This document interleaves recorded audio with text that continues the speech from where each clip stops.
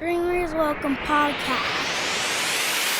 Dreamers Welcome Podcast. We are in a new building, live from Fort Lauderdale, not Miami.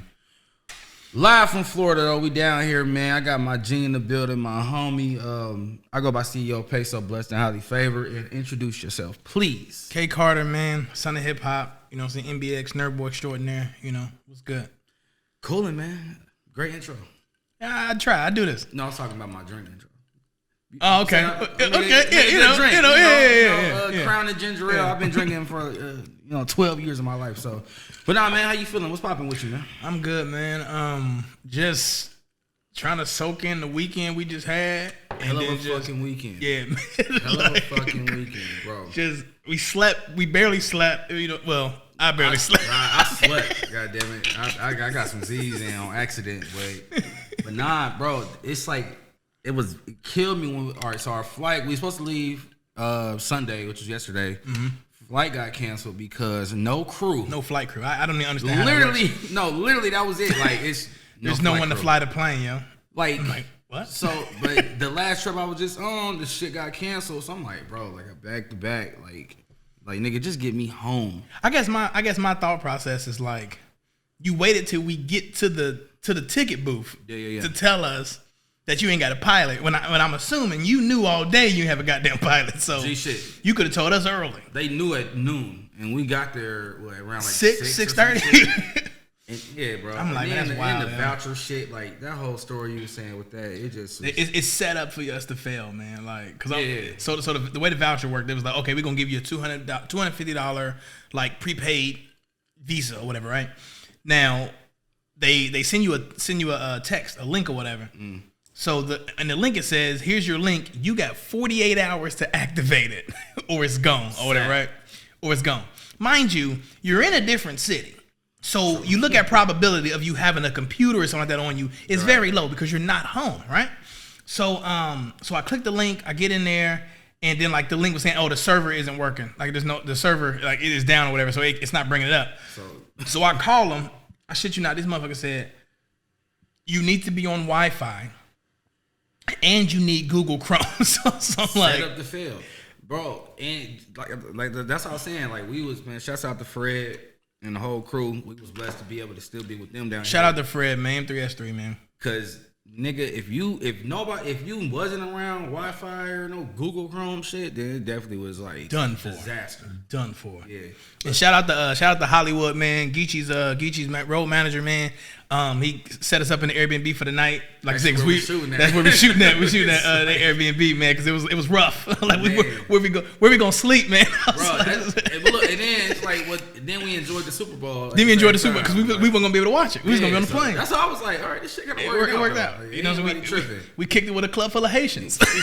Hey, pulled out in the Porsche, like, bro. Hey, bro. Shit just turned out. Like it was planned out. Like, hey, bro, we missed our flight, but fuck it, we good. Bro, man. Hey, explain the weekend though. How you feel? Well, let's talk about why we down here for one. Okay. The original, well, the big one was we here to shoot a music video. Yep. For a single I got with Vinay called "Take You Home." We're here to shoot that, but at the same time, I'm real cool with it's like my brother, man, the owner of this M3S3 clothing line, and he's real heavy in the battle rap community. So he put on a 3-on-3 tournament.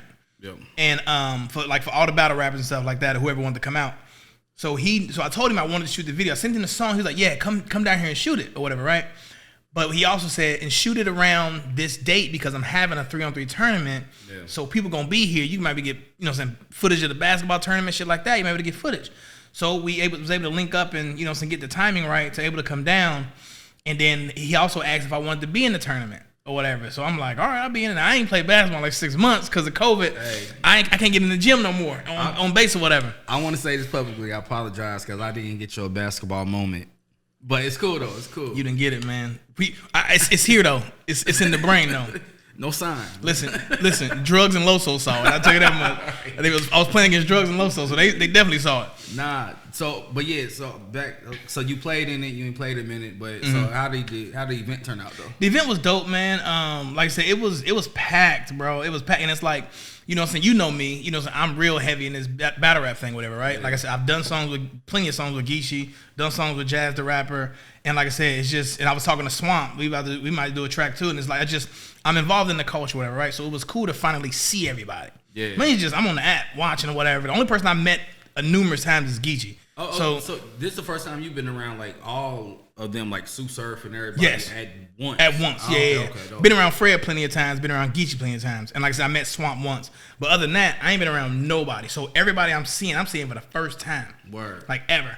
You know what I'm saying? And what was interesting was a couple of them, just a couple, not a lot, I ain't gonna sit in front, but a couple of them heard of me, knew who I was with because of the songs I did with Geechee. Yeah. And I think one of them knew because of the song I did with Jazz. So they knew of me already. So I was like, oh, that's dope. Nah, you know what I'm saying? Because it was, I think it was Elijah Straight. And like I said, I know top tier battlers all the way down to I know battle rap. Bro, yo lineup, like, cause I was low key quiet when we was eating lunch yesterday, cause I'm like, bro, I don't know who the fuck they naming. Like, I know all of our era. I say from like what 2008 to 2018 or something like that. But you was naming motherfuckers like, yo, give me a picture. I mean, not to get a picture, but you know, we networking and it's like, who the fuck is it? Yeah. But you know who they are, though. I know. So and that's why I be asking you, because you so invested in the battle rap, but you kind of you wouldn't battle rap. Yeah, I don't. I would never battle rap. And it's like, it's interesting. Like when Fred and other people was like, yo, you should.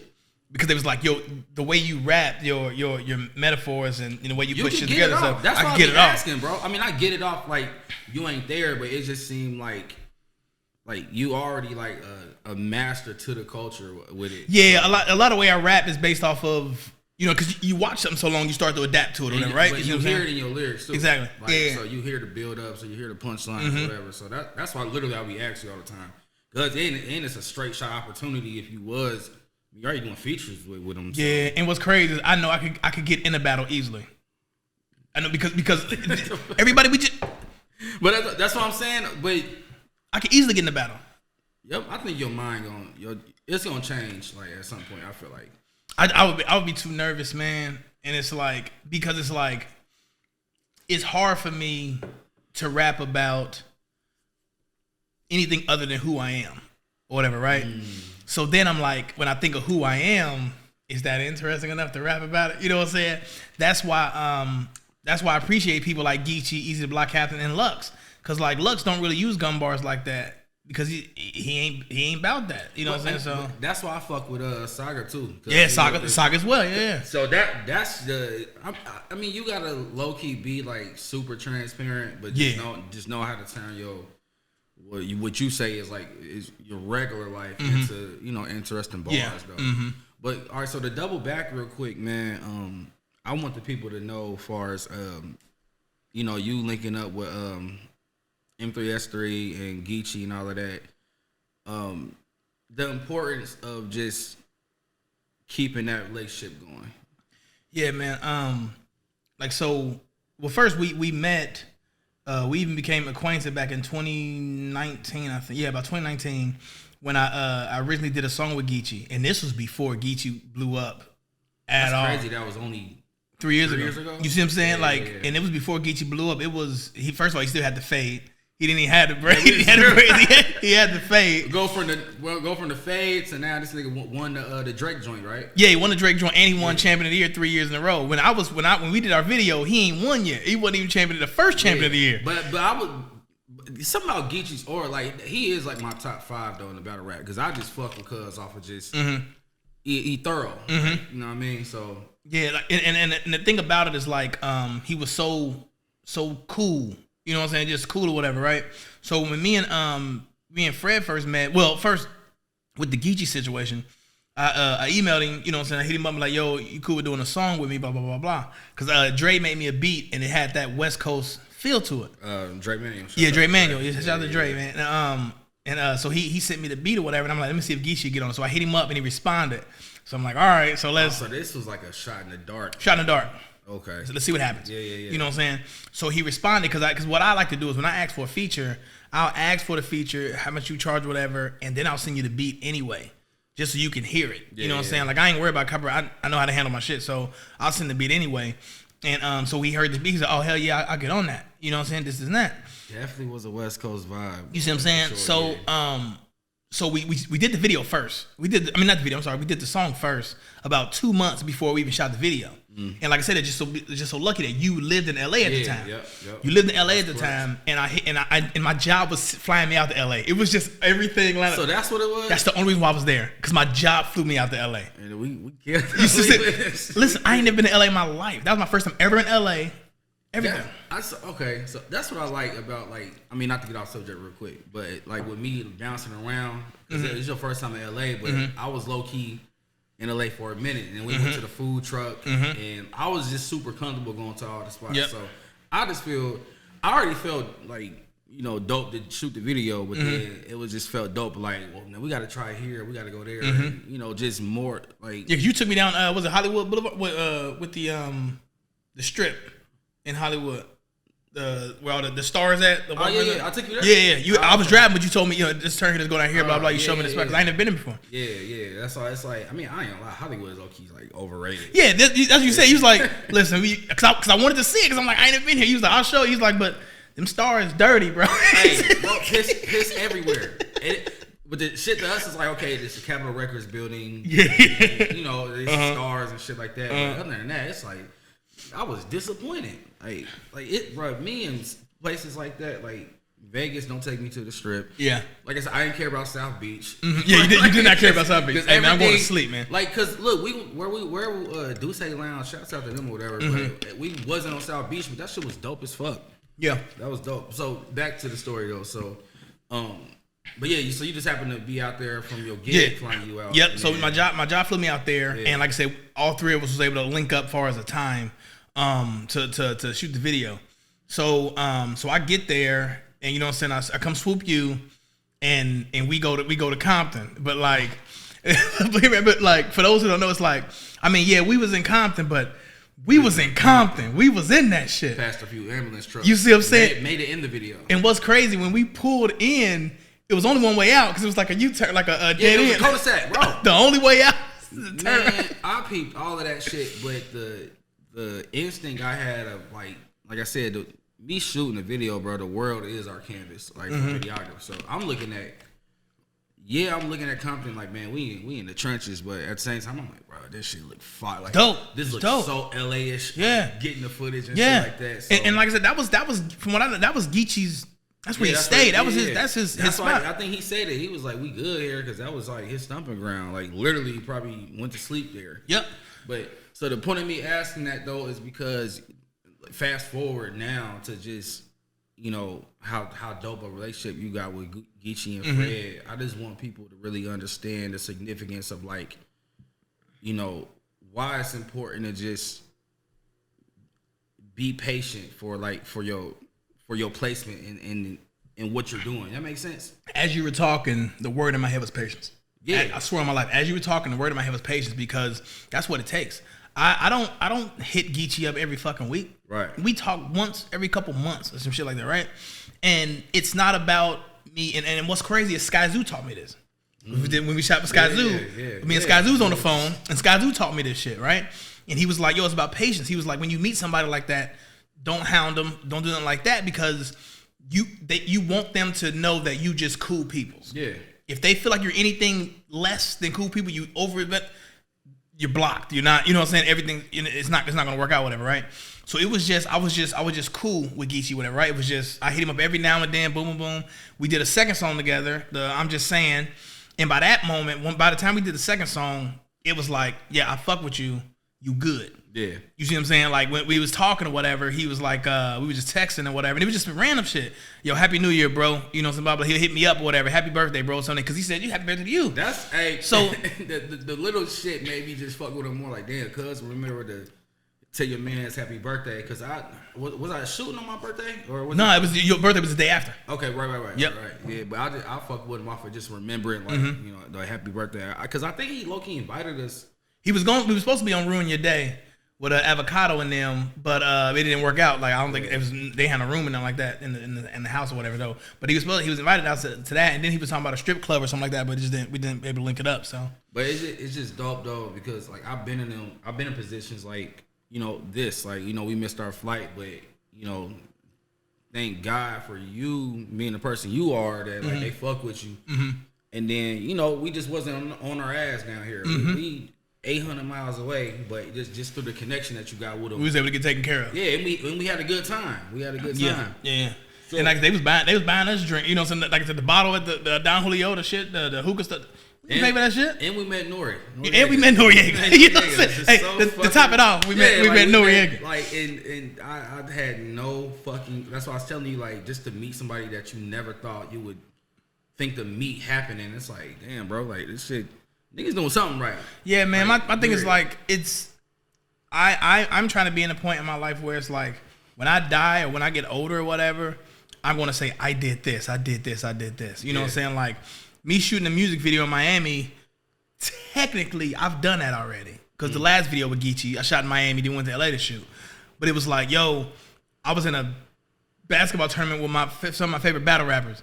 You know what I'm saying? Like, the night before we went bowling and everything like that, you saw the relationship with like me and Geechee and everybody. It was like, we know each other. We cool. We know each other. Not just a t-shirt he's wearing. He like, no, he's part of the crew. You see what I'm saying? So it's like, and I get to kick it with them. You know what I'm saying? Like I said, the motherfucker live in LA, you know what I'm saying? So it's just cool to have that type of life where it's like, I did these things. You know what I'm saying? And then I can also say, no, I met Nori. We chopped it up for a little. I met Nori, you know what I'm saying? Went to his wife's juice bar, you know what I'm saying? We did that. Wife, met his wife, you know what I'm saying? Shit like that. Got slightly intoxicated accidentally from all of us were.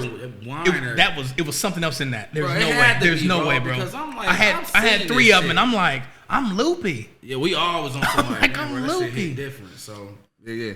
Let's man. All right. So we actually talking backwards though. So hometown, born and raised. Let's get a little of your background. Okay. Who was K.Carter? K.Carter is Kevin Carter. I was born in Dayton, Ohio, Dayton View, Grandview Hospital, gang. Grandview.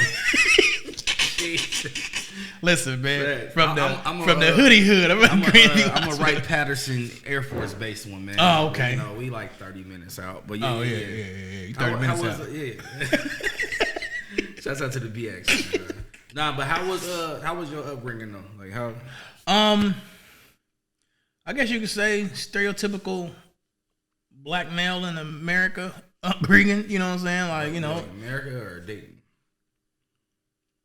Let's go with Dayton. You know what I'm saying? Just hard times as far as financially and, you know what I'm saying, where you living at and location and things like that. I think we hopped around a lot. I ain't say a lot, but we hopped around enough, you know what I'm saying, as far as living. Stayed in, of course, Dayton View, majority of my life, childhood, Westwood, Five Oaks. I was in all of them, you know, for the most part, just moving around and shit like that. But other than that, it was, like I said, it was one of them situations where, as I look back, it was like, man, not from a parental standpoint, from a social injustice standpoint, we shouldn't have to grow up in that environment, you know, so that type of thing, right? But as a kid, it's like, hey, I'm having a good time, you know what I'm saying, doing that, blah, blah, blah, so. Bro, that's crazy. I mean, shouts out to our parents, I guess, making sure we didn't understand our poverty status of things. Because we was talking about that the other day.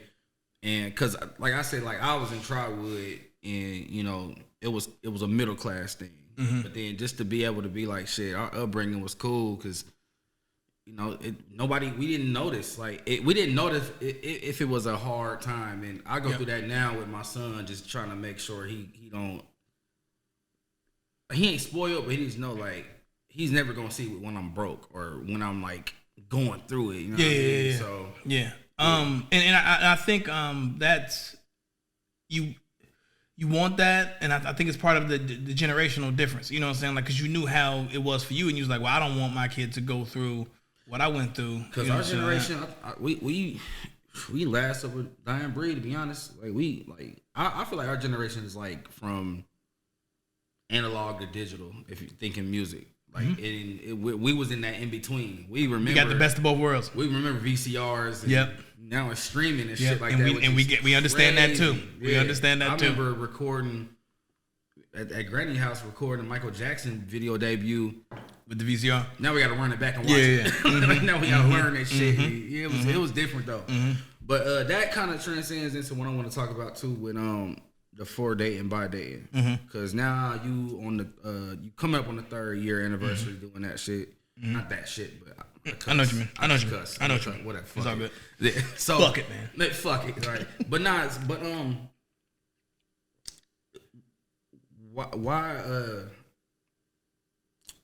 why put so much into like putting that together though? I tell people this all the time. It's like I gotta like be transparent.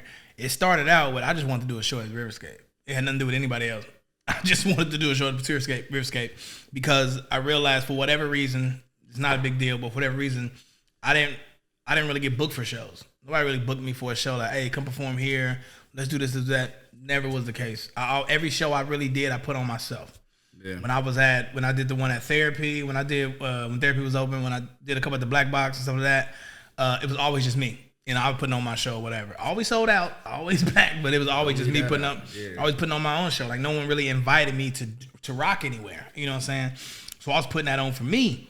But I was like, yo, since I got it, and I'm learning, you know what I'm saying, the steps of renting out something that big or whatever, like the insurance, you know, shit like that or whatever.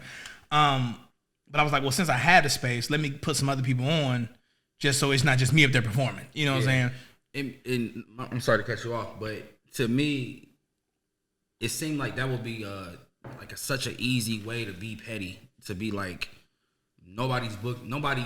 We talked about this already, but nobody booked me or asked me to get on shit. Not like a, hey, look at me type of thing. But you did in your own hands to showcase yourself. But yet you still got the mind of like, all right, bet, let me still put people on. Like even though, and it's like it's not even nothing that I consciously think about. It's just who I am. You know what I'm saying? Like, so unfortunately, it's easy for something like you. It's easy for you to look from the outside in and be like, yo, they taking advantage of him. They taking advantage of Kevin because I know what he's doing for them. But then it's easy for you to see that, right? Because it's not easy for me to see that because it's who I am. I like helping. I like uplifting people. I like make people better humans, better versions of themselves. Yeah, you got a whole nother perspective of the outcome of it, and you know what you're actually doing. Yeah, you see what I'm saying? So it's not easy for me to see that. So it's easy for me to be taken advantage of when it comes to those things. It's like, oh, okay, yeah, he put me on or whatever, but nah, I'm cool. I ain't gonna do nothing for him or anything like that. And it's like I just don't notice those things. So when it came to me putting together the people for the show, I didn't even think twice, and it didn't even bother me. It's like I wasn't even like, oh, you know what? I never thought twice about it. It was just, yo, these are my boys. You know what I'm saying? Hey, you want to perform? Things like that. So then once I did that, I was like, all right, cool. So I had my dude Frank, buddy. He put together like a flyer for it or whatever, and I just posted the flyer and did a little event page and was like, all right, this is what we doing, blah blah blah, right? Next thing you know, it went to like 2,000 shares. Like 2,000 people said they were gonna, you know how the event page is, like 2,000 people said they're going. I mean, they're going, but this the very first show. The very first one. Yeah. And once that happened, and like the for dating by dating was not supposed to be like an annual thing. It was just a one-time show that I was going to do. Yeah. And I was just calling it my show, K.carter, for dating by dating, because it's like, I'm doing this for dating, and it's a dating artist doing it. You know? So it had nothing to do. You gotta put your name on it, though. Listen, like, hey, just let y'all be clear who's throwing this motherfucker. It had nothing to do with like a community thing, anything. I mean, that's what I'm saying. Like it bought out. Like I said it though. I mean, I say that in respect though. It's like the new Black Cultural Fest, but it's just something to do that Dayton been missing on for a fucking minute, bro. Like, that's what I miss every one because I'm either like out of town or some shit, and it just be like fuck. But I think the last one, like Polo, shouts out the Moves and everybody, like they performed there. Flam had the merch. And, you know, people was there though. And so also what it is like, what people. And I after the first one, I made an announcement like on Facebook or whatever, and I was like, "What y'all?" Because I just seen the vision after the first one. I was like, "Okay, I got to do this again." But I was like, "Whatever y'all think this is going to be, that's not what it's going to be." Right. because I'm like, I have my vision for how I want this to go or whatever, right? So a lot of people was thinking, oh, this is gonna be a hip hop show. This finna be all hip hop and everything like that. It's not. My thing is about the reason why I like doing it at the Riverscape or whatever in downtown is because I know for a fact a lot of these bars in this downtown area don't really put hip hop when they do have shows. Right. It ain't hip hop there, right? So what I'm trying to do is trying to prove that this shit is about inclusion. You know what I'm saying? Like, we are a part of this music scene as well. So what it is like, yeah, you see what I'm saying? So I'm like, that's why when I have the show, I got rock bands, I had a folk band, I had rappers, you know what I'm saying? Singers, kids doing hip hop dancing. It's like, this is bigger than just hip hop. It's about the entirety of Dayton music, although it's driven by hip hop. But you being cool with so many different masses of people that do music and everything works in your favor because you like come out and then literally it's like not gonna say anybody, but you just know what you know who to invite into it to whatever because it's a diverse crowd coming. Facts. Down there. And what that does is like so let's say use Flam for example, right? And you know what I'm saying, Flam he raps or whatever and he's dope and stuff, but it's like think about how many people is going to show up for these other rock bands and everything like that. Yeah. That's getting to hear Flam. Yeah. That they would have never heard him any other time in their life. Which matters though because man, it's so many. I would say it's a heavy majority of artists in Dayton that doesn't understand. Like, bro, it actually is rock bands here. It actually is a diverse community of music. So much. That, you know what I mean, that everybody ain't hip to. So that's pretty dope too. Like, and that was my goal, is to bring everybody together. And when I got interviewed, I think Channel 7 or something that was there, and I told him, I was like, that was my biggest thing. I was like, first of all, this is a citywide house party, because you think of all the other festivals that's there, was it the Celtic Festival, all those other festivals, they're bringing in other acts outside of the city of Dayton. Right. It's always somebody else from another city coming to perform. Yeah. And I'm like, that's fine, do that. But I want to see if we can have success with just celebrating us. Yeah, literally. Just the city. Let's just celebrate us. You see what I'm saying? So the 4 Dayton is for the city and it's by everybody within Dayton. Yeah. You see what I'm saying? So it's like, let's put on a fucking festival for us. Not you know what I'm saying? Oh, we got this big artist coming in, but you can have that. That's fine. That's good for the city. I understand. That's fine. But this one, yeah, like, it's for us. Let us be on the pedestal, you're coming out. You see what I'm saying? To support us. Think about it. Like I said, I know Dayton ain't no Miami, but I guarantee they got festivals in Miami where it's only Miami artists. Absolutely. It's only Miami. You see what I'm saying? That's Atlanta too. Like and there's no reason why Dayton can't and I understand from a metropolitan perspective, we ain't Atlanta. I get that, but we have artists. Yeah, I mean it's enough to pull out, like, for sure. More than enough. I mean, I'm say it like this, but even if you are able to get Dave Chappelle a part of it, because you know he's 40. It still counts. Yeah, it still counts. And that you had said something too. Let me get a dab of that too, by the way. But you had said something too the other day that was it stood out pretty heavy, but it's a toxic relationship with Dayton. Yes, I think Dayton it's a toxic relationship, man. Because I asked you though, like at the time when I was like, I mean, I'm still pursuing like my dreams, heavy, not music, but just everything. I feel like I needed to get out of Dayton in order to obtain it. But then you being in Dayton, and then we had talked about sometimes it's a lack of support. Yeah, I feel like Dayton is a show me city, and it's like, let me see what you're doing first before I support it. Right. That type of thing. And to clarify, I'm not down in my city at all. Facts. But it's because put it in context. I asked you, like, if it's not that much support coming in, what keeps you thriving to do it? To even with the music, not even the festival, just everything. But back to what you were saying. So to answer that, it's like when I was talking about the toxic relationship, right? Yeah. I also compare it to when you was like, if it's not the support there, then why do it, right? Imagine soccer. You playing FIFA or something, right? Or just regular soccer in real life, right? Right. For 88 minutes, because it's 90 minutes, I think, in a full game match or whatever. So it's 88 minutes in there. It's 0-0. You would think the game boring, everything like that. Like, all right, why am I watching this? Ain't no one scoring, blah, blah, blah. 88 minutes. And that 89th minute, you score one goal.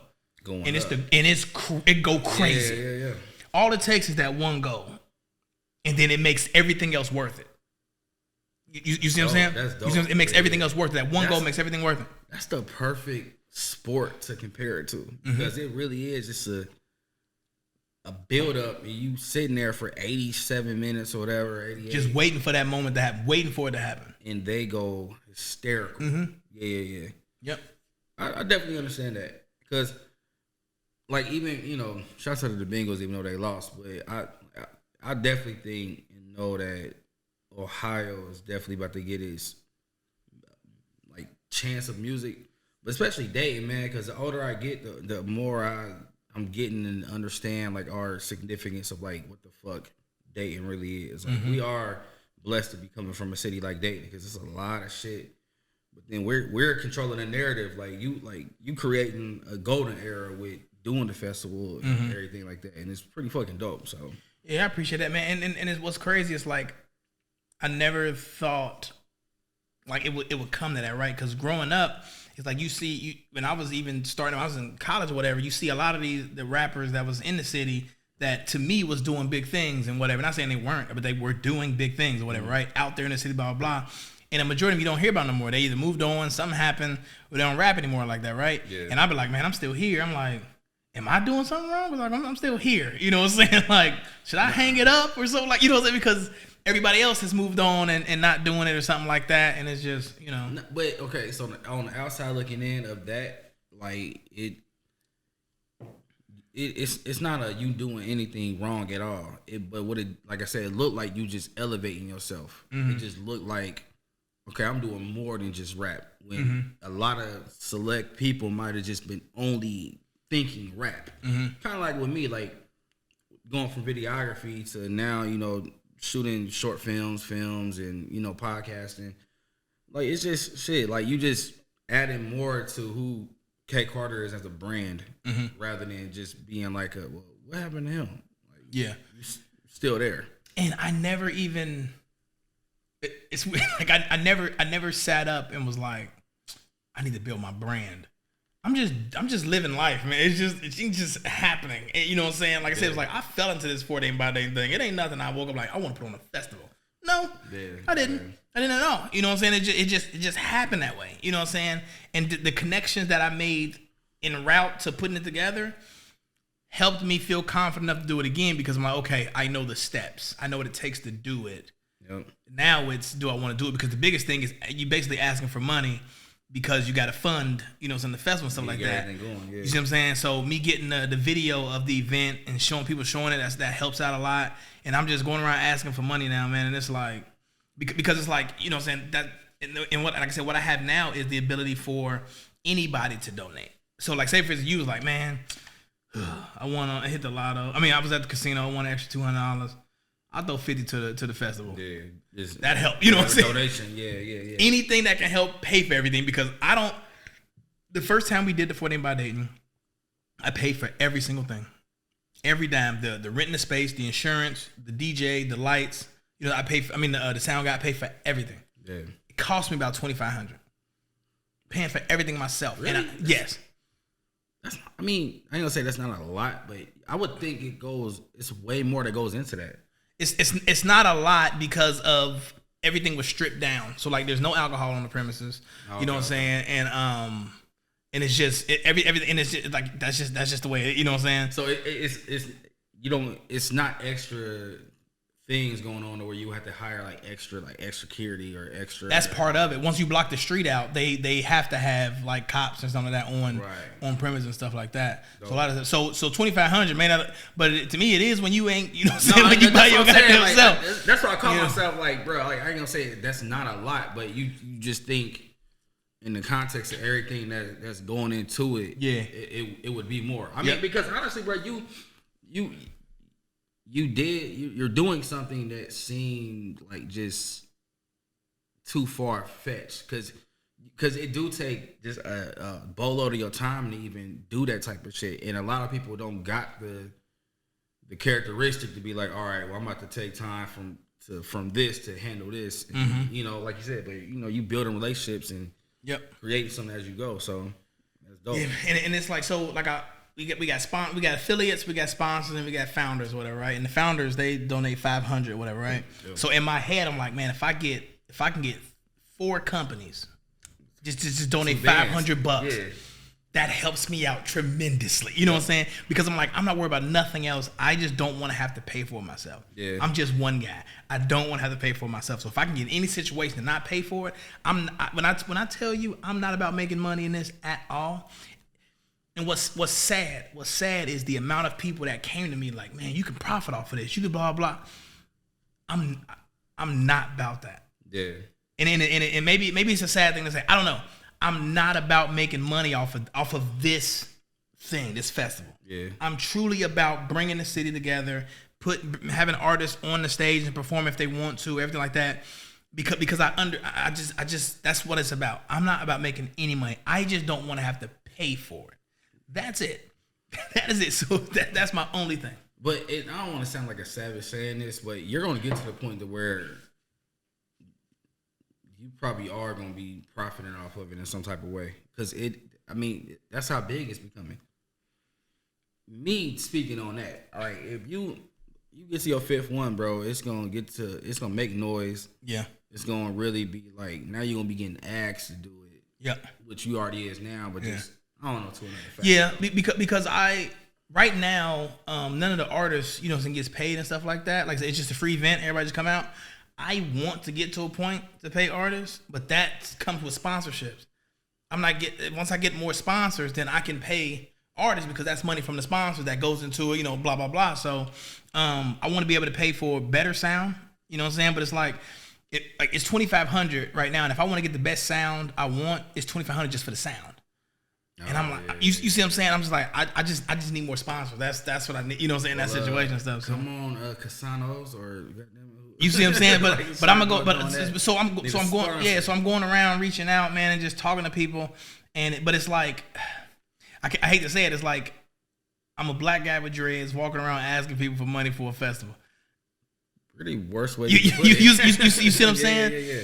And I know who I am. I know my accomplishments outside of music and everything like that, what I'm about, but it's like that first impression type shit, and it's like trying to get out of that. You your own representation, and you're unapologetic to like, this is who I am. I'm trying to put this shit on. So I get it. Let's shift real quick. I always fucking name up the documentary, but the rapumentary. That we shooting this early, but that's coming out in March. Yep, March 3rd. So let's talk about that. Like, what can we expect from that? So it started out as a documentary about me putting together the 4 Day Mbade Festival, right? Because in my head, I was like, I would like to show people how much work goes into putting one together. You know what I'm saying? Like, a lot of people, they show up when it's done. This is cool. I'm gonna go to sleep. Yeah. You know what I'm saying? Right, like, hey, good vibe. You see what I'm saying? But it's like, you don't know that, like, to put it on every year, you only got a 2-month break before you got to start for the next year. You know what I'm saying? So, like, if this next one is, so the festival is June 11th. After June 11th, I got about 2 months to decompress. And then in September, you going back. I'm back at it because I got to get sponsors. I got to rent the space out again. I got to do all this, you know what I'm saying? It's like, you back at it and stuff. Yeah. So that's the biggest thing, and it's like, my thing is like trying to make it more and more efficient. You know what I'm saying? With the website, I got people you can the vendors be able to get in there, sign up. The artists can submit if they want to be a part of it now. Everything like that. I'm trying to just make it more and more efficient. Where it's like, this isn't no rinky dink. Hey, let me call Kevin see if I can perform. No. We got a team that musically looks at the music and say, okay, this person can perform. This person can perform. So it's like, you're trying to make it look legit. Yeah. You know what I'm saying? But all that's in the documentary, so it's showing people what it takes to get it done. Now, within that, it's like, we just gonna show a whole documentary about you just putting stuff together. You know what I'm saying? Like, what is that? So the director, Jeremy from C Stories Media, he was like, yo, it'd be cool if we add just you as an artist, as a person, you know what I'm saying, showing all the stuff you do while still trying to put on a festival. Yeah. In a pandemic. You know what I'm saying? That type of thing, right? So we was able to capture, so me doing music, me and my homie Tino, we got a group of Safe Money, putting that album together while still shooting a video with Geechee. You know what I'm saying? The last time I was here in Miami, Jeremy came. We shot all that. He came to LA with us. We shoot the video with Geechee, everything like that. You seeing all this stuff I'm just doing to try to live my own life while still trying to put together a festival for everybody else in the city. So how deep of a dive is it? Is it getting personal, or is it just getting into like? It doesn't get personal. It doesn't get personal. But it's showing how you just multitask. Yes. Balancing, putting together a event for the city, and then everything else musically that you already doing. Yes. There's moments where they interview people. They interview Philip Nichols. They interview my manager Emily, and they interview Dre, Cook. Julian, they interview Cook and Madutino, and they do it. It's about me musically, but some people just can talk about me as a person as well outside of music. Like, yo, he just do this, he do that, he's this type of person, blah blah, and that's put in together with showing, how these things are working and stuff like that. And for the most part, it's a documentary for the city. Yeah, you know what I'm saying, like for the city and everything like that. But the plans to submit to some film festivals and stuff like that before I can make it public, for everybody. So if you want to see it now, and then or wait the next year or two, after the festivals run through, is the March 3rd or whatever. Well, hold on. So you are submitting it now to festivals? Well, after the March 3rd, after the Neon, then we submit to festivals and stuff. So it got to be premiered first. I think I don't know. It's up to the director that puts it together. He's the one submitting the film festivals. Oh, okay, he said the way they has it now, he's able to premiere it locally. Like, oh, this local spot, I just want you to view it. It's not like, it's a one night only thing. So it's not like a situation where it's like, it's on Amazon Prime and something like that. It's just local. Yeah, it's exclusive. Yes, and that's okay. But in order for me to be like, hey, it's up here, you go here to pay for blah blah. I can't do that because a lot of the film festivals want to be the one to premiere it. Right. So that's how you can't project it out. Exactly. Yeah. Okay. Mm-hmm. Yeah, I gotta think of that. I'm working on mine. So it's a different route we're gonna go about it. Mm-hmm. But, all right, bet. Before we wrap up, okay, so what's the dates for the for Dayton by Dayton? June 11th from 4 p.m. to 9 p.m. Okay, and then the Rapumentary. Yes. It's documentary, but you take out the doc, you add rap. I know, man, but we are crowning shit, and I'm like, God damn it. Anyways, but March 3rd. March 3rd, 7:30 p.m., Neon Theater. And I just want to ask you real quick, too, what's the biggest thing you want people to take away from watching that? How much I care. How much I sacrifice myself for the city of Dayton without anything wanting in return. Right. There's no get back, just for the city. How much I care about the city. What's a good quote or piece of advice that you live off of? Get off the wall. Explain. Damn, man. So I co-own an improv theater, right? And also teach improv comedy. So we have a saying at the theater is called "Get off the walls," because improv is like it's a team of people on the wall. You get in there and you do scenes. Ain't that the name of the joint? No, the name of the theater is called Black Box Improv Theater. I swear I thought I seen something painted on it, but okay. Yeah, so the name is Black Box Improv Theater, but the phrase that I use and live by, the "Get off the wall," is it's almost like if you like when to get in the scene, you're standing on the wall. To get into a scene, you have to get off the wall to get into the scene, right? So if you're always standing on that wall, you're never doing anything. Right. You're just standing there. Back to the wall. The only way to be a part of something is to get off the wall and to actually go do it. You know what I'm saying? So whenever it comes to situations, before Dayton by Dayton, I fucking flew a plane. I don't have a license. I flew a plane. You know what I'm saying? Like, wait, I flew a plane. So you can't just pass over that real quick. How the fuck you come across flying a plane? Was it presented to you? Like, hey, you want to fly a plane? Like, you want to drive my car? Kind of. Listen. Okay. I told you, I just want my life resume to be very long, right? Absolutely. So, do you want me to tell the story? I'm curious. Okay, so I was at work, and one of the guys I work with, he just walked up to me and said, "Hey, do you want to go flying or whatever?" He said, "I got to do some touch and goes for my license. You want to go flying?" I'm like, "Oh, okay, I'll do it." That was lunch break. My job for lunch break. So we in the plane. It's one of them 2-seaters. So it's a small plane. It's a cocaine plane. It's a cocaine plane. Hey, it's the Cuba to Miami joint. It's a cocaine plane, bro. It's a cocaine plane. As soon as you said it, yes, it's a cocaine plane. Yeah. So we in the air, whatever, and like usually when you flying, you're in the back somewhere, right? So I've never been in the cockpit in the air. I mean, I do cybersecurity for military aircraft, so I've been in the cockpit before, but not while in the air. Yeah. So I'm in the air, and I'm like, this is scary. Sitting in the air, like, you know what I'm saying? Because the view is different because you're in front of it. Are you? So I mean, you can see down though. Yes, you can see everything. Yes, I see everything. So it's like a high ass roller coaster. Yes. Okay. Yes. So I'm in, and what's crazy is like it's a smaller plane, so it's a lot of moving. So you know what I'm saying? In the air, so I'm feeling everything. Yeah. So I get the headset down or whatever, and he's flying. So we're going from basically Fairborn to Springfield, just touch and goes. You know, that's like a 15-minute flight, not even long, right? So so we in the air, and I'm just sitting there, whatever, I'm just vibing, like, man, I'm in the front of a fucking plane right now.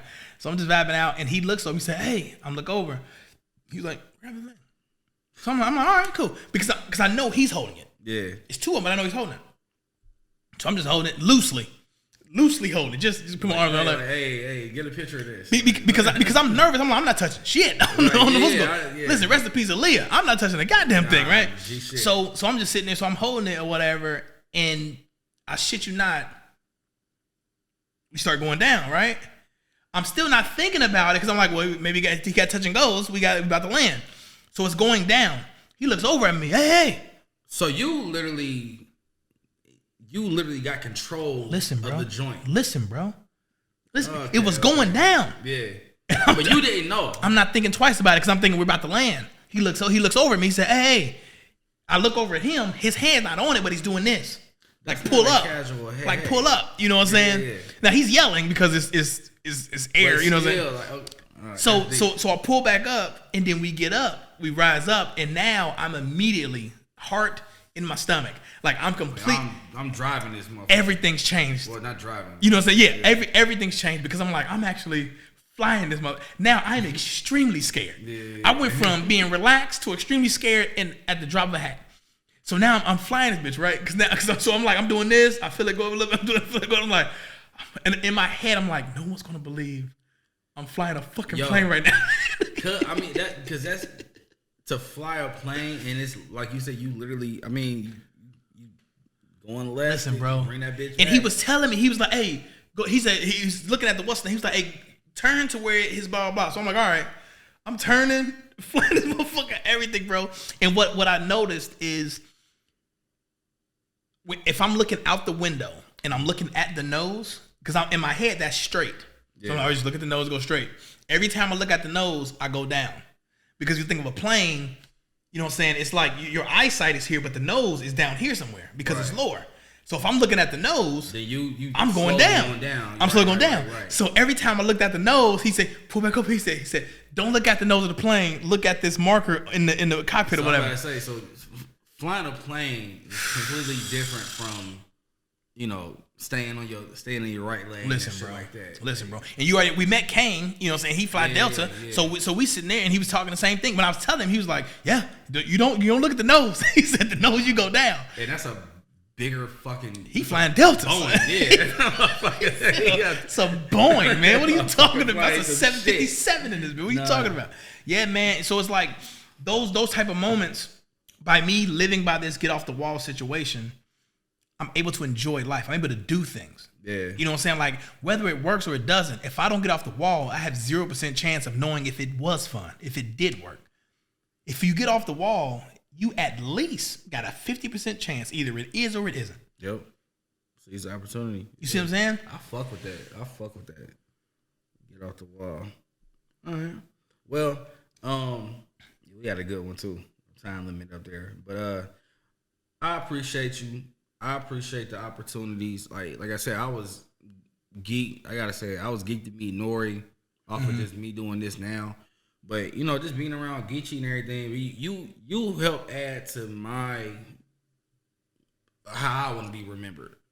Like I totally get that because it's like, shit, man, I want them to build statues for me or something. Like I want a street named after me, but I just want people to understand, like, like playing that role, like I really fuck with that "get off the wall" quote, because it's crazy. Because playing a role of like just playing it safe, never never hit me. It never really made sense to play it safe. Yeah, like it's like, nigga, take advantage of the opportunity and worry about shit after. But right now, just like, man, shouts out to my man Smoke, but it's just like, man, it's all about the small victories. Like, win the game in the game. Like, all of this shit that we do now is going to help us, like, get there, if that makes sense. Yeah, like I said, it's like, and I think what it is the fact that even when it comes to us being here and everything like that, like, so you know, like, yeah, I'm like we talked about before, like I'm from the hood, but I'm from the streets, but I'm not of the streets. You know what I'm saying? Yeah. So I understand what it is. All right. So me being able to be out here, and I do cybersecurity for my job. You know what I'm saying? Like I'm what they would call a nerd or a geek through and through. You know what I'm saying? I'm from Dayton View. You know what I'm saying? I'm from Broadway, whatever. But I'm a nerd, whatever, right? But I'm able to come out here and kick with all types of people. We was kicking it with Crips. Yeah. You know what I'm saying? They was Crips in there. You know what I'm saying? We was kicking with Crips. We went to Compton. Yeah. And kicked it, and they fuck with me. And I don't think it's a lick of awkwardness at all. At all. I've been, like, me being around, and then, you know, going to Compton and shit. Like, we just, I ain't gonna say we not blend in, like, hey, we out here co-rip, but we like, hey, like, we're not, you know when somebody just ain't got it. Real recognize real, bro. Yeah. Like, real recognize real, bro. You really just see that shit. You know, and the fact, because you wouldn't bring me around these type of niggas. If I knew you were a certain type of person that I couldn't really fuck with outside, me personally, I wouldn't have done it because I'm like, it's a reflection of me now. Yeah. You see what I'm saying? So I wouldn't have been able to do that. Who was that saying that? No, it was man, I forgot cuz name, but homie who was driving last night. Holiday. I mean, I'm sorry, Hollywood. But he was like, it was Fred. I'm tripping. It was Fred. But Fred, he was like, yeah, bro, like, Carter brought you around. You said you a part of this now, and it just was, you know, it was dope. It was like, all right, bet. It's building our. That's how I look at relationships too, man. It's like it builds up. Like, we good wherever we at or wherever they at. Like, not like we depend on it, but it's just like we good. Like how last night went. Like, we're good. Yep, everything's straight. But bro, I appreciate you. I had a great fucking time down here. This was one of the moments where we gonna remember this forever. Nah, for real, bro. I mean, cause it just was, niggas is mad tired. I got drunk on accident from a Capri Sun. I don't even know how they infused that joint, bro. It was, when you look on the back of it, it was kind of like melted where they like sealed it back up somehow, something like that. Yeah, but they opened that bitch up. Yeah. Okay, well, yeah, but it was mission accomplished. Mission accomplished. It was dope. Some hiccups. And shouts out to DoorDash. DoorDash delivering alcohol, man. They clutch. Yeah, man. And we got our flight in what, 4 hours? Finna hit up. What's the finger licking? Yeah, finger licking. Miami shit. Miami Gardens. We're gonna go to finger licking. Miami shit. And man, one thing I want everybody to take away from this is, man, like, enjoy it. Like always process it to make sure it's gonna make sense in the end, but enjoy it, bro. Grasp the opportunities, just have fun with this shit, man. Yeah, man. Like, life is too short to not do everything you want to do. Yeah. Think about that. When your headstone, when you die, it's defined by a fucking dash. Yeah, that dash, bro. It's defined by a dash, bro. And I don't know what instilled in my head to just be like, go for it. But it's just like, man, like not Big Sean said in the lyric, he was just like, I can't live thinking what if. Yep. I heard that early on, and this was like, bro, like I can't just go without wondering, like, because really, man, like a lot of